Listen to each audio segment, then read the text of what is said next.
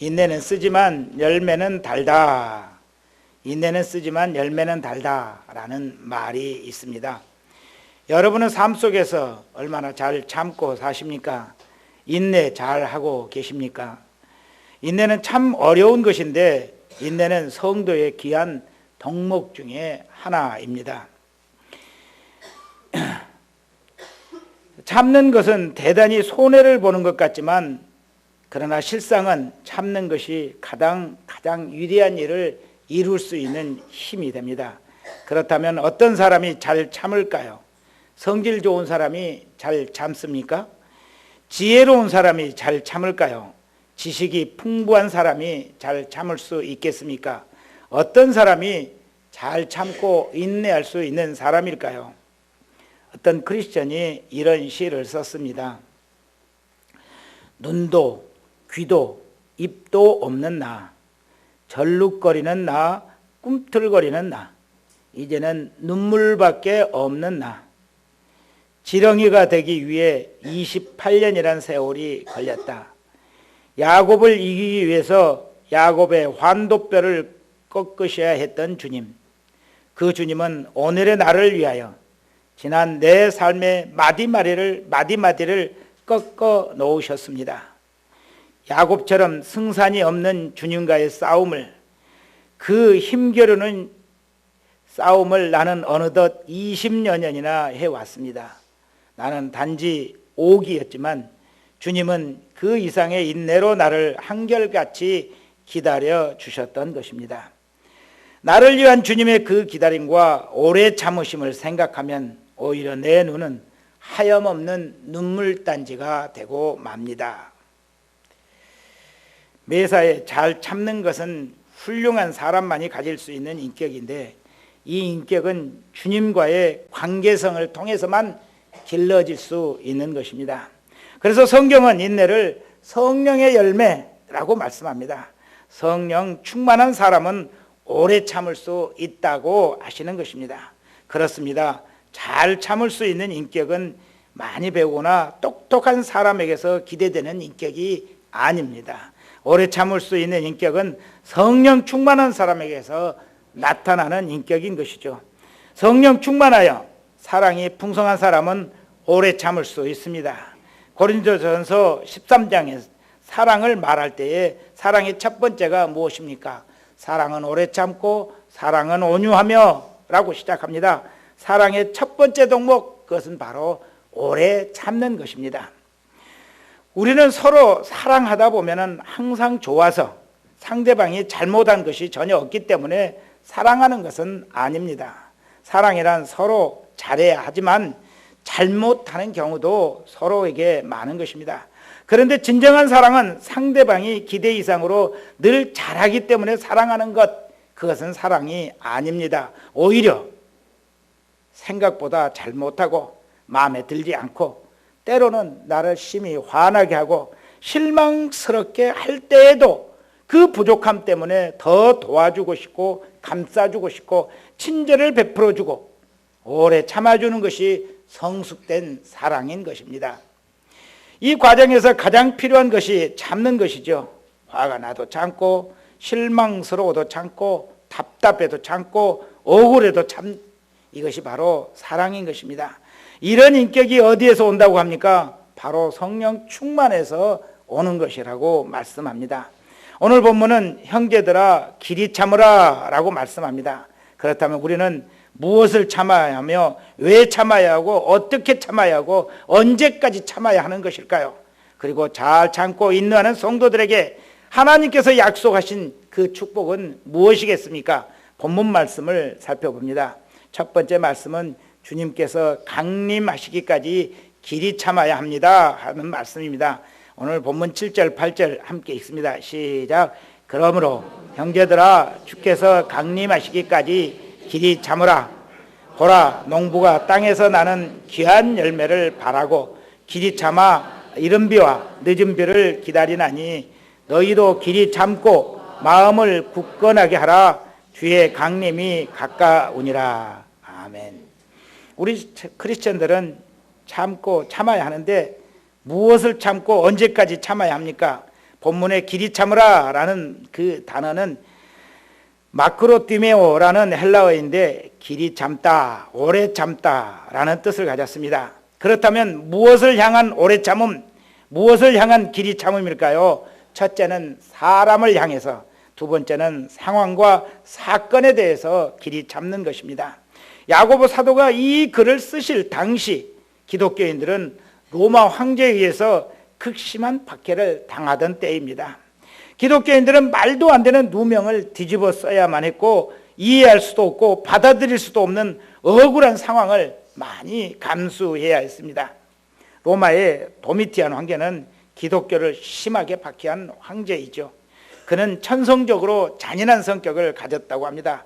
처음에는 그가 자기 형제들을 먼저 살해하고 그리고 나서는 그 잔인한 손을 기독교인들에게 돌렸습니다. 그는 다윗의 혈통은 모두 죽이라는 명령으로 유대인들을 먼저 박해하기 시작했는데 그 다음에 기독교인들이 이 다윗의 후손인 예수를 믿는다는 이유로 기독교인들의 재산을 몰수하고 거짓 죄목을 씌워서 사형하고 또 그리스도인들을 박해하기 위해서 거짓 유언비어를 유포시켰습니다.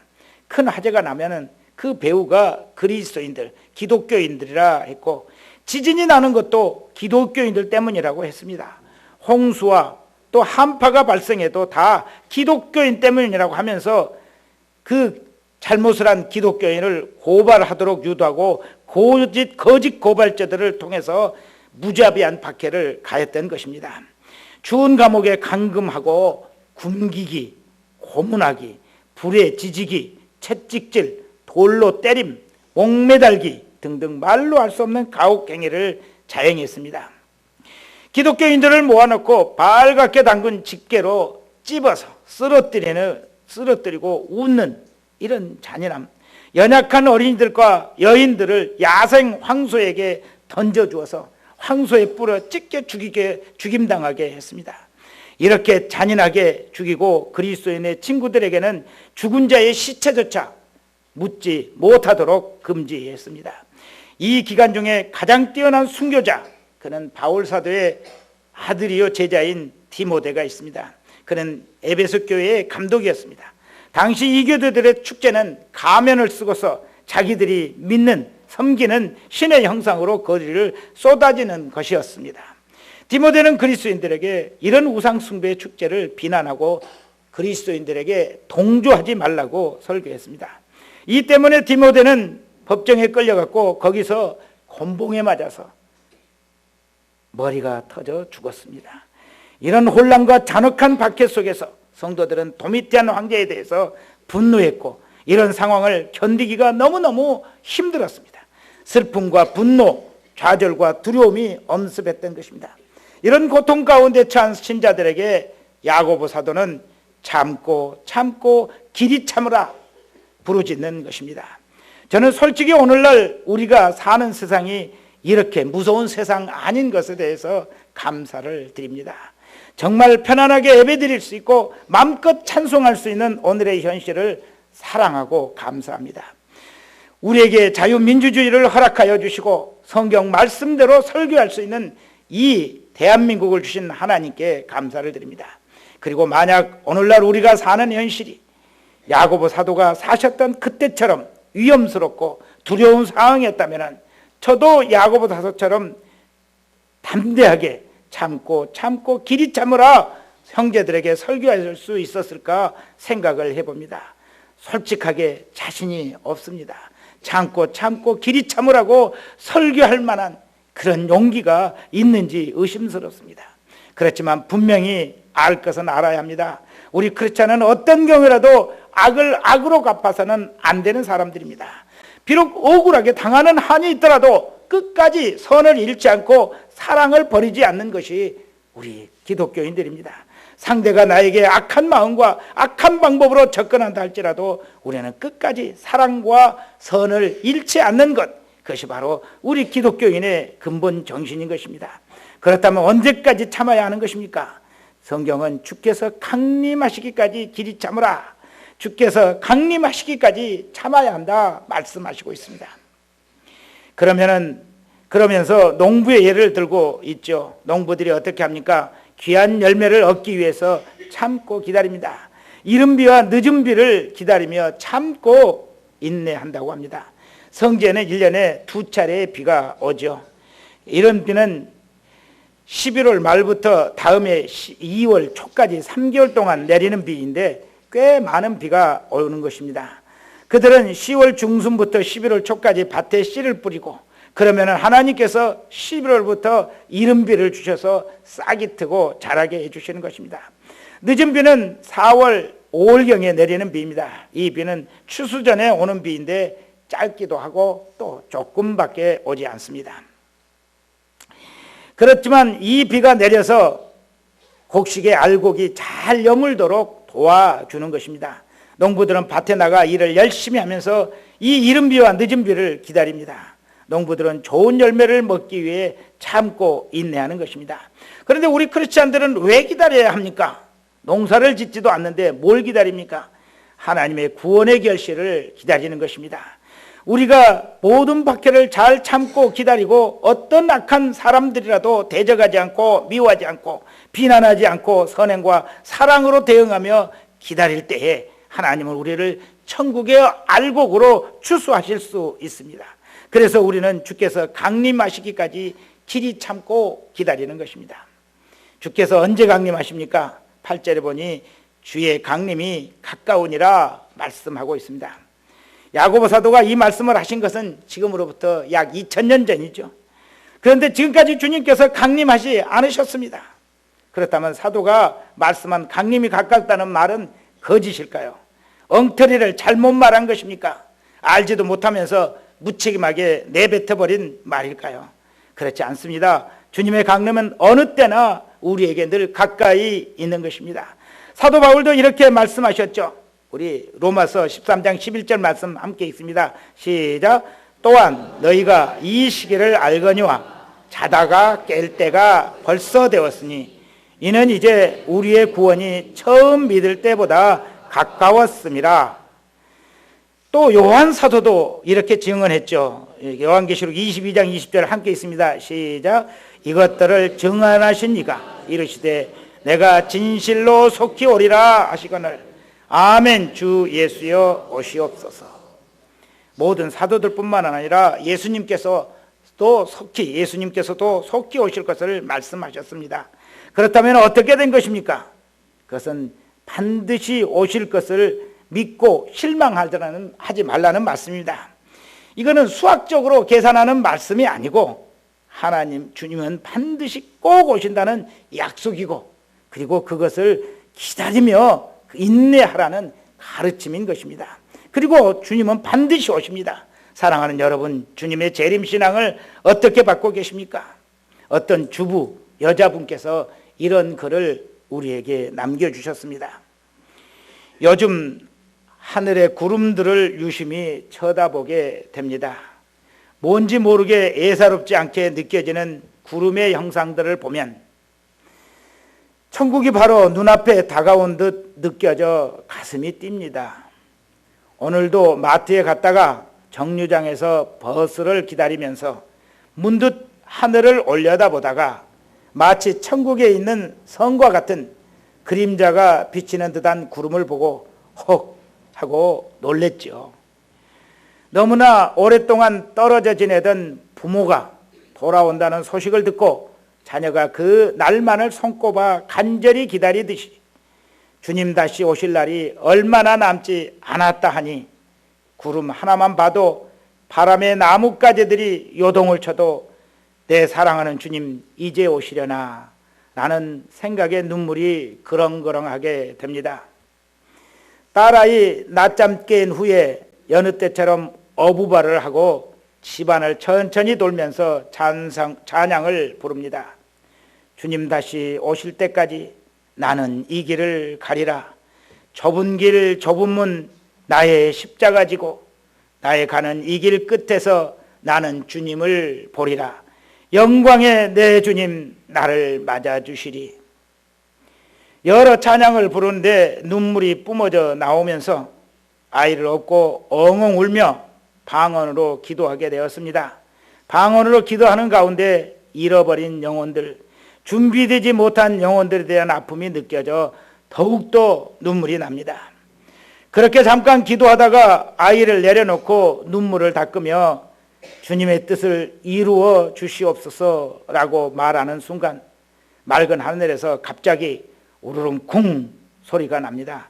4살 딸아이가 함께 그 소리를 듣고 엄마 무슨 소리야? 묻습니다. 주님 다시 오시는 그날까지 주님의 눈물을 함께 흘릴 수 있는 자가 되었으면 좋겠습니다. 주님의 심장만을 품을 수 있었으면 좋겠습니다. 그것이 기도 제목입니다. 우리는 이렇게 아름다운 재림 신앙을 가졌습니다. 그리고 날마다 주님 오시길 기다리고 있습니다. 2000년 동안 오시지 않았지만 그래도 우리는 오늘 오실까 기대하며 떨리는 마음으로 기다리고 있습니다. 주여 어서 오시옵소서 기다리고 있습니다. 그리고 모든 힘들고 어려운 상황들과 이해할 수 없는 사람들까지 사랑하면서 참고 기다리고 있습니다. 이렇게 주님 오시기까지 끝까지 견디고 참는 재림신앙이 우리가 참고 인내하는 힘의 원천이 되는 것입니다. 어떻습니까? 어떤 좋은 것을 약속받은 사람은 지금의 힘들고 어려운 시련을 잘 이겨내고 견딜 수 있습니다. 우리는 자녀들이 잘 될 것이라는 기대를 가졌기 때문에 오늘의 힘들고 어려운 삶을 이겨내고 있는 것입니다. 춘향이는 이도령이 장원급제하여 돌아와서 자기를 사랑해 줄 것이라는 기대를 가지고 변사또의 회유와 박해를 견뎌낼 수 있었던 것이죠. 그런데 우리에게 있는 약속은 무엇입니까?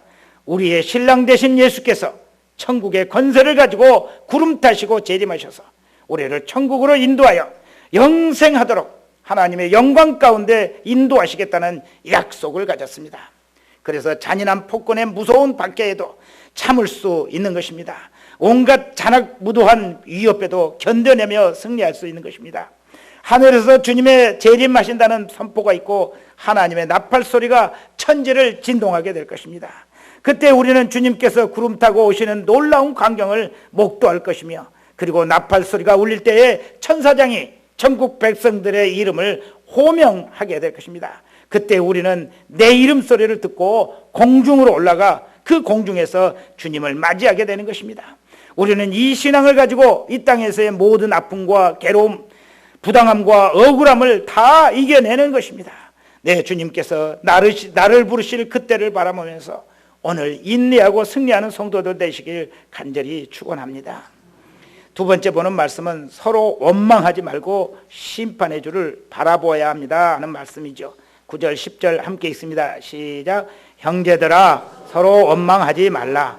그리하여야 심판을 면하리라. 보다 심판주가 문 밖에 서 계시니라. 형제들아 주의 이름으로 말한 제자들을 고난과 오래 참음의 본으로 삼으라. 아멘. 주님의 재림을 기다리며 모든 것을 참고 견디는 성도들이 잊지 말아야 할 것이 있습니다. 무엇입니까? 그것은 서로 원망하지 않아야 한다는 것입니다. 서로 원망하지 않아야 한다는 것입니다. 그래야 심판을 면할 수 있습니다. 원망이 어디서 오는 것입니까? 여러분에게 있는 원망은 무엇이며 어떻게 생긴 것입니까? 여러분이 가진 원망은 아주 당연한 것이겠죠. 누구라도 가질 수밖에 없는 원망이라고 생각하시죠.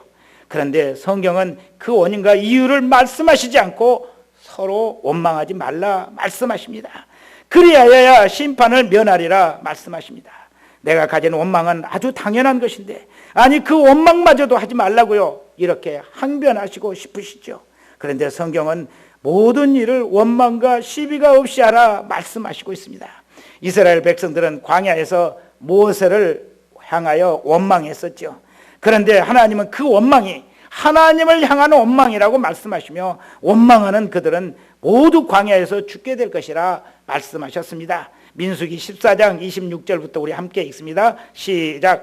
여호와께서 모세와 아론에게 말씀하여 이르시되, 나를 원망하는 이 악한 회중에게 내가 어느 때까지 참으랴?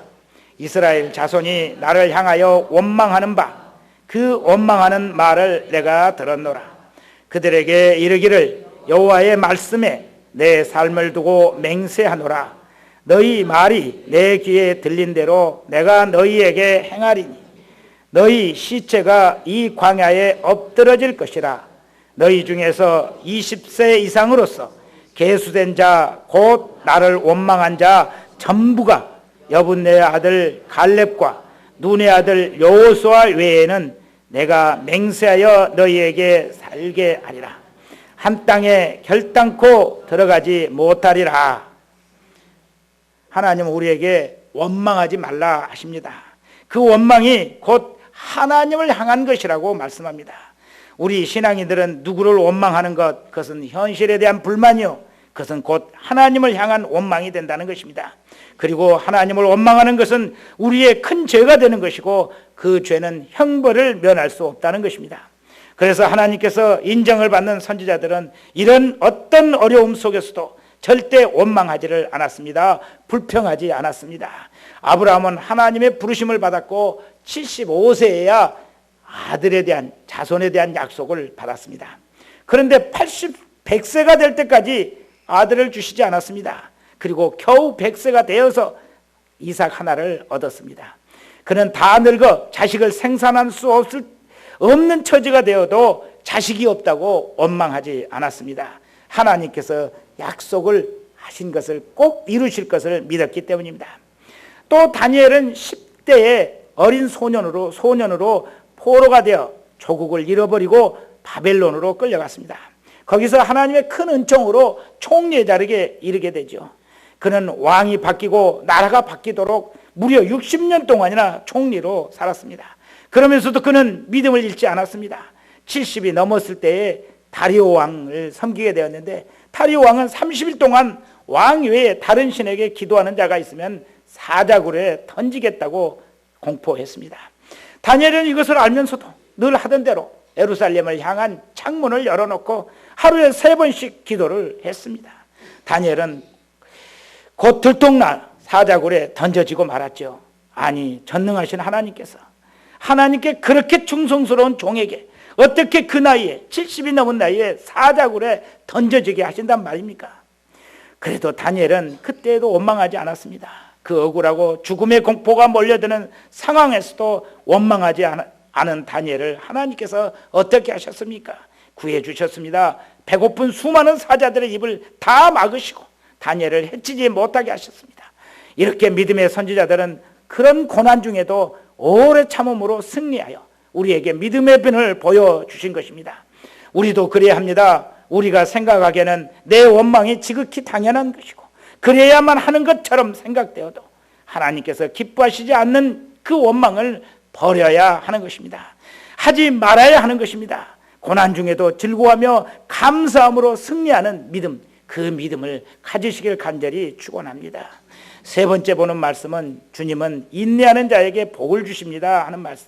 11절 함께 읽습니다. 시작. 보라, 인내하는 자를 너희가 복되다 하나니 너희가 욥의 인내를 들었고 주께서 주신 결말을 보았거니와 주는 가장 자비하시고 긍휼히 여기시는 이시니라. 아멘. 본문은 인내하는 자를 우리가 복되다고 인정한다 하면서 욥의 인내를 예로 들고 있습니다. 왜 인내하는 사람이 복이 될 수 있을까요? 인내라는 것은 할 말도 하지 못하고 화낼 것도 화내지 않고 또 그만둬버리고 싶은 것도 그만두지 못하고 계속 충성해야 하는 것이 인내인데, 왜 이렇게 하는 사람이 복되는 것입니까? 할 말은 해야 복된 것 아닙니까?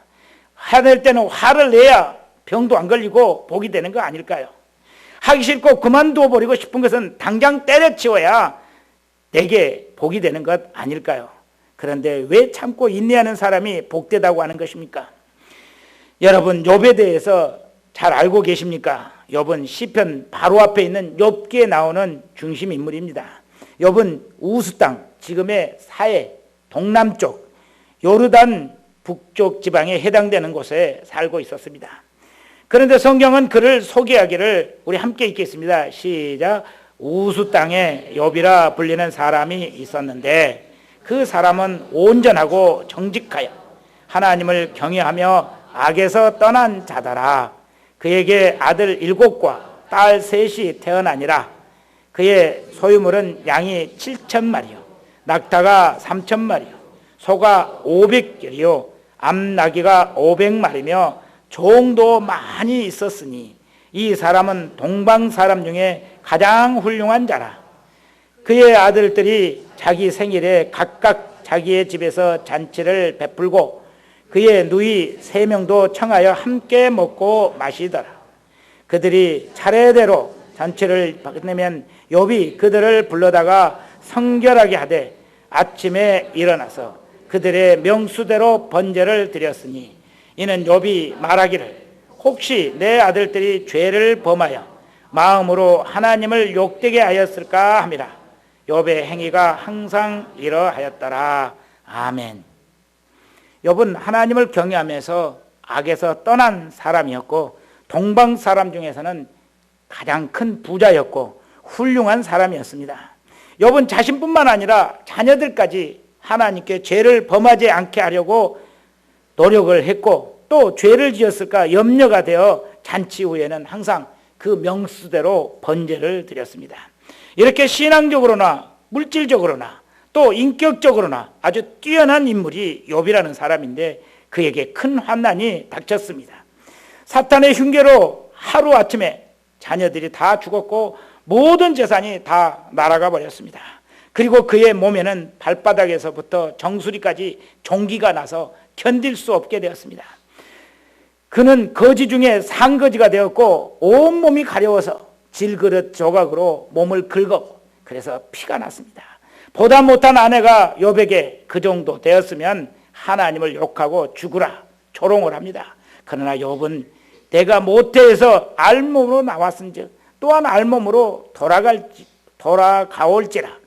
주신 이도 여호와시요 거두신 이도 여호와시니 여호와의 이름이 찬송을 받으실지니이다 하면서 아내에게 그대의 말이 한 어리석은 여자의 말 같도다.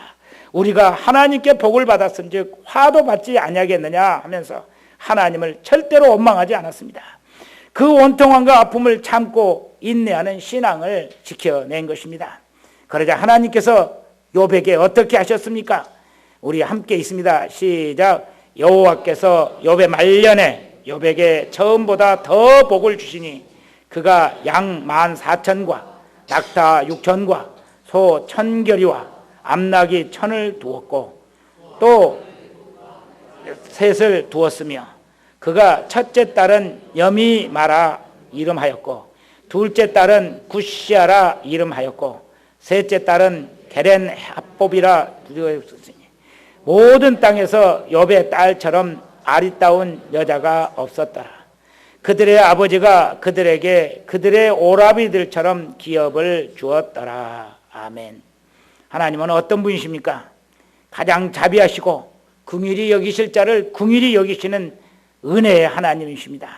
여러분도 욥처럼 인내하시고 하나님께 복받기에 부족함 없는 성도들 되시길 축원합니다. 말씀을 맺습니다. 사랑하는 여러분, 오늘날 우리들이 사는 세상은 참고 견디기가 무척 어려운 세상입니다. 너무 많은 일들이 우리 주변에 일어나고 있고 그래서 그런 수많은 변화에 대해서 우리가 대처하기가 역량이 부족할 정도입니다. 너무 많은 사건들을 접해야 하기 때문입니다. 이렇게 환경에 적응하기도 힘든데 서로의 생각은 서로 각자가 다 다릅니다. 부모와 자식의 생각이 다릅니다. 말도 통하지 않습니다. 친구와 친구의 생각마저도 다르게 되었습니다. 심지어 부부 사이에도 생각이 다릅니다. 대화를 하려고 생각을 해봐도 말이 잘 통하지도 않고 대화를 겨를마저 없이 바쁜 세상이 오늘날에 우리들이 사는 세상입니다. 그래서 우리의 마음에는 답답함과 분노가 차곡차곡 쌓이고 있습니다. 그래서 무엇을 참고 인내할 여력마저 사라져버린 것 같습니다. 그래서 요즘 세상은 정신적 질병이 많은 세상이 되었습니다. 어제 치매에 대해서 공부하러 잠시 다녀왔는데 이 치매도 정신적 스트레스에서부터 시작된다고 합니다. 그리고 그것이 나중에 발전하면은 온 전신을 육체까지도 못 쓰게 되는 무서운 질병이 치매라고 합니다. 우리는 이렇게 참고 인내하기 어려운 환경 속에 살고 있습니다. 그러나 자꾸 우리 속에 그래서 우리는 자꾸 우리 속에 분노가 쌓이고 있습니다. 그래서 오늘 성경 말씀이 우리에게 더욱 필요한 때입니다. 모든 분노를, 모든 고난을, 모든 억울함을 참고 또 참고 길이 참아야 하는 것입니다.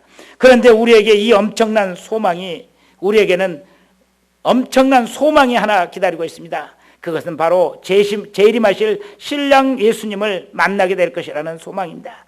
이 소망을 가진 사람들은 세상에서 아무리 억울하고 마음에 들지 않는 것이 너무 많고 화나는 일이 많아도 기쁨으로 견뎌낼 수 있는 것입니다. 우리는 무엇이든지 참기 어려운 일이 있을 때 재림하실 주님을 바라볼 수 있는 믿음을 가져야 합니다. 그래야 병에 걸리지도 않고 일을 그르치지도 않고 하나님께 복을 받을 수 있는 사람이 되는 것입니다.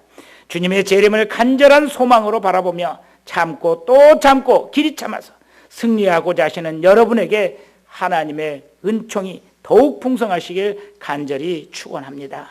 기도드리겠습니다. 고맙고 감사하신 하나님 아버지, 우리가 사는 때는 로마 황제에게 박해를 받던 때와 다르지만, 그러나 하나님 아버지, 우리가 사는 이때에도 참고 견디기가 참 어려운 때입니다. 하나님, 사랑하는 성도들에게 은혜를 베풀어 주셔서 정말 예수 그리스도 사랑의 주님이 오실 그 재림의 신앙을 굳게 갖게 하여 주시고, 세상에서 어려운 일들, 억울한 일들, 분노할 일들, 말이 안 되는 답답한 일들까지도 주님의 재림할 것을 바라보면서 모든 것을 참고 이기고 승리하게 하여 주시옵소서. 그래서 결국 승리하여 하나님께 복을 받기에 부족함 없게 하옵소서. 예수님의 이름으로 기도드립니다. 아멘. 우리 찬송 451장 찬송드립니다. 451장입니다.